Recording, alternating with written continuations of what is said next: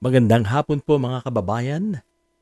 Tayo po'y nagbabalik para sa isang panibagong video at pag-usapan naman po natin ng mga maiinit na balita ngayon o mga pangyayari, mga maiinit na issues sa ating bayan.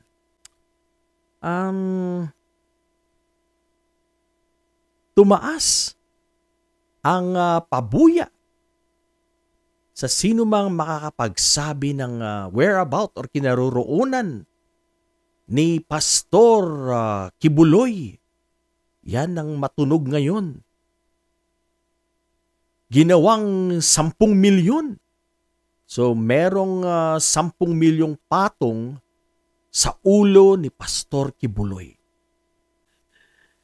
So isa yan sa mga balibalita at pag-usapan din po natin mamaya ang dating Pangulong si Digong dahil po sa video na ating nakita. So umpisan po natin kay Pastor Borloloy. Pastor Kibuloy. Siguro dahil hindi na nga mahuli-huli, kailangan po nila ng palakihin ng pera ang sa ulo ni Pastor Kibuloy para meron pong may maglakas ng loob, lalong-lalo po sa mga walang-wala at sa matinding pangangailangan. Ako man, napakalaking pera yan. So nilakihan nila para meron pong mag-report, meron pong magsalita kung saan na kinaroroonan ni Pastor Kibuloy. Yan.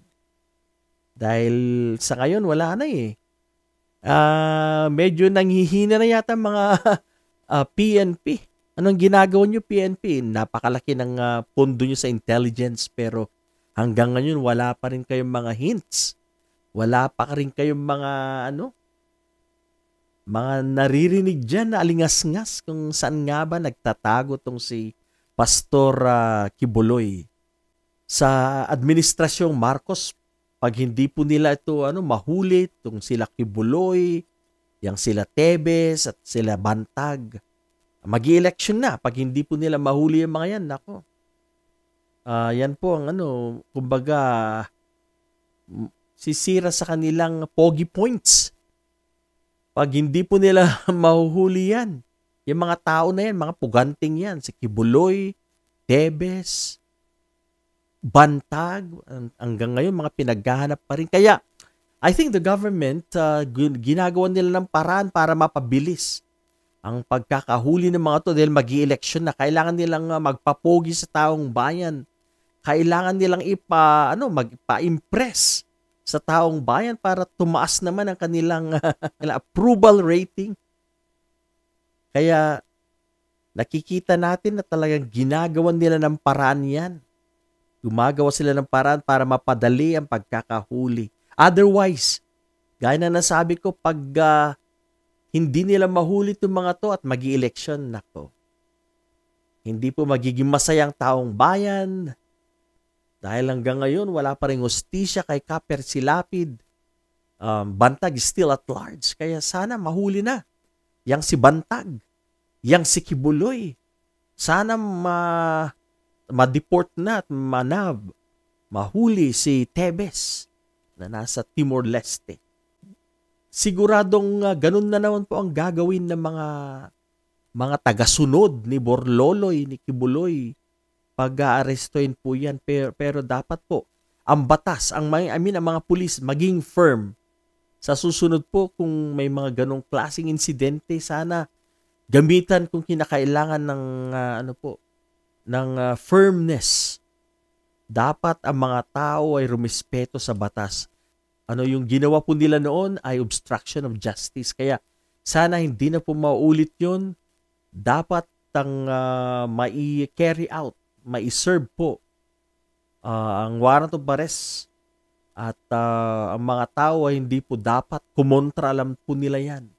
Dapat kasuhan, huliin yung mga taong hindi po sumusunod sa batas. Dahil hindi po maganda. Nakita po natin sa video nung pinasok ng mga kapulisan ng SAF PNP SAF, yung pong compound niya. Talagang nagre-resist po sila, hindi po yun tama. So, sa 10 million na yan, sana naman may makapagsabi na.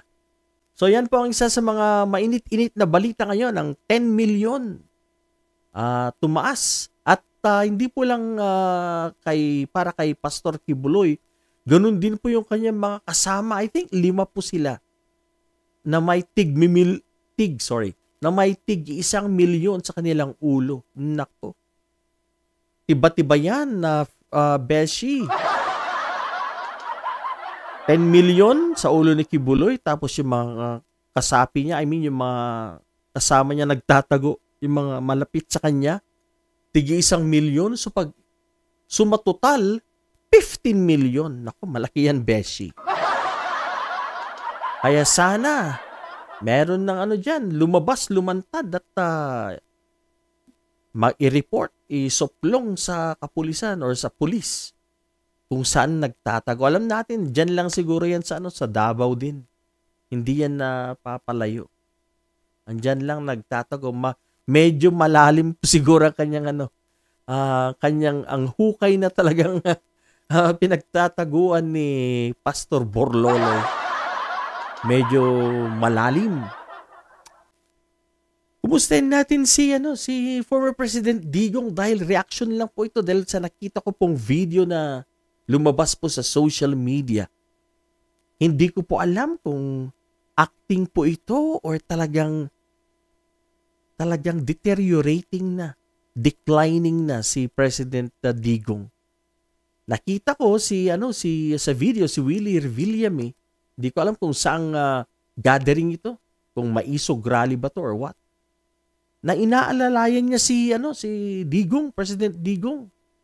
At si Digong iba po yung lakad niya eh. Parang nagkaroon po siya ng na stroke. Yun nga po yung pati po yung mukha niya. Hindi po yung ganun dati yung mukha niya. At yung paglakad niya ibang-iba. Iba po, parang na-stroke. Napakagaling naman po niyang mag-acting. Kung gawa-gawa lang po yun. Pero I think this poor man is very sick. Yan po ang nakikita ko. May sakit po si former President Digong. Kitang-kita that he is deteriorating. Nagdi-decline po yung kanyang health. Kaya di po natin alam kung anong mangyayari sa kanya, kung aabutin pa ba siya ng warrant of arrest o baka hindi na. Basta kita ko lang na iba po yung niya, kalagayan niya. Makikita mo sa itsura pa lang. Ibang-iba yung kanyang paglakad, inaalalayan, mahina. Ngayon na pinupush niyo pa na patakbuhin pagka-senador. Paano yan tatakbo? Hindi pa nga niya mahila yung kanyang zipper sa pantalon. Patatakbuhin yung senador. Dapat magpahinga na yung tao. Dapat give him time to rest. Hindi na yung kung yung mga anak man niyang nag-encourage sa kanya or nagpupush sa kanyang tumakbo bilang senador, mali kayo. Hindi nyo inisip yung sitwasyon ng iyong ama. Hirap na. Hindi na siya fit. Hindi na siya fit physically, mentally. Wala na. Mahina na yan dahil dahil nabalita naman natin lately na nagkasakit siya at pumunta pa sa abroad. Hindi natin alam kung saan abroad yan, kung totoo nga pumunta sa London or what. Pero kitang-kita po, napakaliwanag na si former President Digong ay declining yung kanyang health. Yung status po niya ay talagang very poor. Delikado po yan.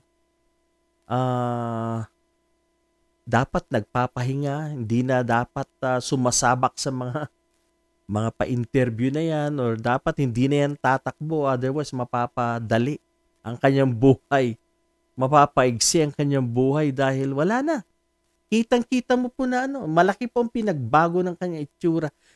Noon, nung okay pa siya, Nahihilo na siya, natutumba na siya sa ano. Nung habang siya'y nagmamarcha, tumatayo, sumasaludo pero natutumba. So ngayon, mas grabe na. Yan po latest po natin nakita, nandyan si Willie Revillame. Na I think, balita ko itong si Willie Revillame, hindi na rin yata tatakbo. Nag-change mind po, nag-change mind. Nakita niya po na hindi na po gaano makalakad si former President Digong, kaya parang naalarma din siguro, kaya nagbago po ang kanya isip dahil sabi niya, nako, delikado, hindi po yata ako mananalo. Dahil walang susuporta sa akin, may sakit na si Digong, si former President Digong, kaya nag-decide na rin na hindi na rin niya ipagpapatuloy yung sinasabi niyang pagtakbo as senador. Yan, isa pa po palang balita yan. Yan, isang balita about kay Willie Revillame na nag-change mind at hindi na niya ipagpapatuloy ang kanyang ambisyon. Tama lang yan, Willie. Gayahin mo si Dolphy. Tama yung sinabi ni Dolphy noon. Kahit man sikat siya, manalo siya. Pagdating sa Senado, hindi niya alam ang gagawin niya. So, lang siya, very honest sinabi niya yung Kaya saludo tayo kay Dolphy. Yan, so wala na rin sa race, si senatorial race, nagkakanda, alisan na yung mga dating tropa ni Pangulong Duterte. Wala na si Willie Revillame. Balita natin, pati si Tolentino. Yan, nagbalimbing na rin. Tumakbo na rin, pumunta na rin sa sa linya or sa grupo ng mga Marcos. Kaya sa Pilipinas talaga, uso talaga yung balimbingan na yan. Pag nakikita nilang wala ng puwersa yung grupo na kinabibilangan nila, ay tatalon na yan. Talagang tatakbo na yan. Iiwanan at pupunta sa mas malakas na partido. Yan po yung mga traidor, mga balimbing. Common po yan sa ating mga kandidato. Kaya, mga kababayan, sa eleksyon 2025, dapat alam nyo kung sino yung mga hindi dapat iboto. Marami po sila. Naumpisan ko na kagabi. Sinabi ko sa aking video, yan po si Lito Lapid, si Bongo, yung dalawa na yan. Huwag nyo na iboto yan. Wala. Mga trapo yan. Wala talagang maitutulong yan sa ating bayan. Si Tolentino, isa ring balimbing yan. Tolentino. Huwag nyo na iboto yan. Ngayon nagpapapansin na naman.